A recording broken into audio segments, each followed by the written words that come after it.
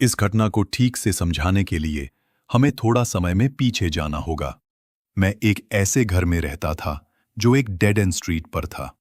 सड़क के ठीक सामने एक घना जंगल शुरू हो जाता था, पेड़ों और झाड़ियों से भरा हुआ, कई मीलों तक फैला हुआ। बचपन में मुझे अपनी बाइक या स्कूटर से उस जंगल के अलग अलग रास्तों से होकर घर वापस आना बहुत पसंद था, क्योंकि मेरा घर वहां से ज्यादा दूर नहीं था। एक दिन मैं लगभग 7 या 8 साल का था और अपनी बाइक उसी ढलान वाली सड़क पर चला रहा था जो हमारी स्ट्रीट की तरफ जाती थी। स्ट्रीट के अंत में ऐसे कई खुले स्थान थे जहां से जंगल साफ साफ दिखाई देता था। उसी समय दूर जंगल में खड़ा एक आदमी मेरी नजर में आया और उसी वजह से मेरा ध्यान भटक गया। मैं सामने नहीं देख रहा था और गलती से एक छोटी कार से टकरा गया जो एक घर के बाहर खड़ी थी। यह थोड़ा शर्मनाक था, लेकिन शुक्र है कि मुझे कोई चोट नहीं लगी। मैंने उस आदमी को दोबारा देखा। वो पागलों की तरह आगे पीछे चल रहा था, जैसे किसी फैसले को लेकर उलझन में हो। उसने काले रंग का रेनकोट पहन रखा था, हुड नीचे था, इसलिए उसका सिर साफ दिख रहा था। वो लगभग 50 साल का गंजा आदमी था। मुझे पूरा भरोसा तो नहीं है, लेकिन लगता था कि वो अपने आप से बात कर रहा था।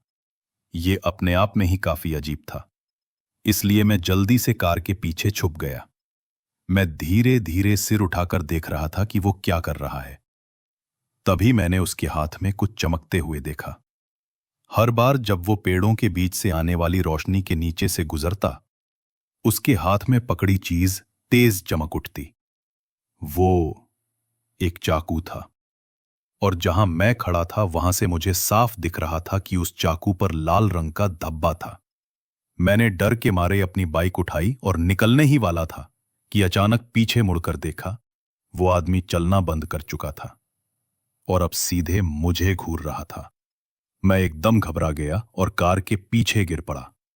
बाइक हाथ से छूटकर जमीन पर गिर गई, जिससे एक तेज आवाज हुई। कुछ पल तक मुझे समझ नहीं आ रहा था कि क्या करना चाहिए। लगभग 30 सेकंड तक मैं कार के पीछे दुबका रहा, फिर धीरे धीरे सिर बाहर निकालकर देखा। वो अब भी वहीं खड़ा था, बस मुझे घूर रहा था। और तभी वो अचानक एक भयानक चीख निकालते हुए मेरी तरफ दौड़ पड़ा। मैं झट से उठा, बाइक पर बैठा और जितनी तेज चल सकता था चलाने लगा। सड़क के मोड़ तक पहुंचने के बाद मैंने पीछे देखा। वो आदमी जंगल की ओर वापस लौट रहा था। उस रात जब मैं घर आया तो मैंने ये बात माता पिता या अपनी बहन किसी को भी नहीं बताई। डर था कि वे मुझे जंगल की तरफ कभी जाने ही नहीं देंगे। शायद बच्चे होने के नाते मेरी आजादी मेरी सुरक्षा से ज्यादा मायने रखती थी।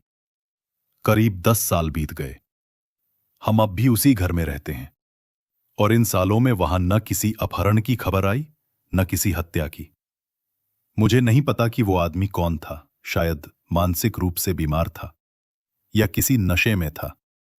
जो भी था, मैं शुक्रगुजार हूं कि मैं उसके और उसके चाकू के ज्यादा करीब नहीं गया।